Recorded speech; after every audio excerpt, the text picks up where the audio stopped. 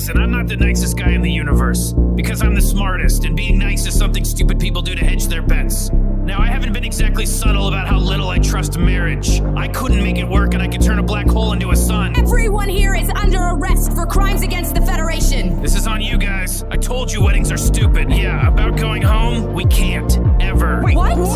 Oh, these guys are looking for us now. Earth will be swarming with them. Us? Jerry? I want to go home. What if we turned your father into the government? Why are we doing this for someone that would never do anything for anyone but himself? That's not the point, Dad! We love Rick! So let me get this straight. For the rest of your lives, no matter how much it hurts you, no matter how much it destroys our children's futures, we're gonna do whatever Rick wants, whenever he wants. Rick? You're not leaving, right? Yeah, I am. To get ice cream. So you're coming back, Rick? I can handle it if you go, but you'll break Mom's heart, and I won't forgive you for that.